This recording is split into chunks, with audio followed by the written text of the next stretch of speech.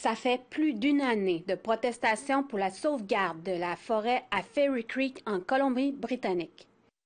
Mais c'est cette semaine que les groupes se sont rassemblés à Montréal et devant les bureaux du ministre de la Forêt, de la Faune et des Parcs à Jonquière pour offrir leur soutien aux activistes en Colombie-Britannique.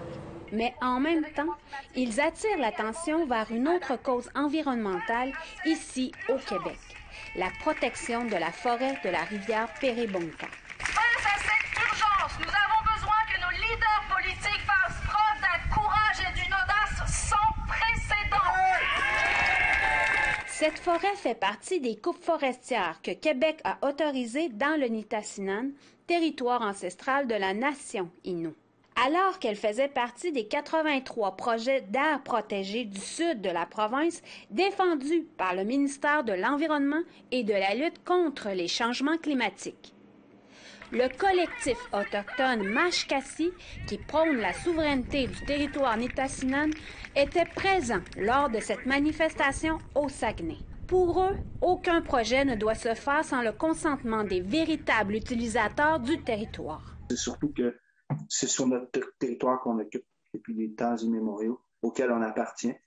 Puis c'était important vraiment qu'on soit là. Puis c'était respectueux qu'ils nous donnent la parole en premier, puis qu'ils reconnaissent le territoire, que c'est non cédé, que c'est Nitassinan du peuple Innu.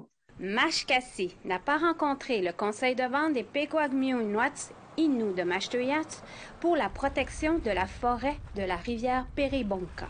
Tous les citoyens, il faut se conscientiser. Que ce soit, c'est pas une affaire d'un conseil de bande ou d'une personne, c'est toute l'humanité qui est touchée par ça, par la crise climatique. APTN a demandé une entrevue avec le ministre des Forêts, de la Faune et des Parcs. Il n'était pas disponible pour une entrevue. Mais par courriel, son cabinet a spécifié que le projet a fait l'objet de 2 consultations publiques et qu'un processus d'harmonisation a été respecté et tous les commentaires ont été analysés, donnant lieu à 16 mesures d'harmonisation et de protection du paysage. Selon le ministre, le début des travaux de récupération est prévu d'ici le début septembre. Mais comme à Fairy Creek, les membres de la nation Innu disent qu'ils sont prêts à continuer à résister. Shushan Bacon, Nouvelle nationale d'APTN, Montréal.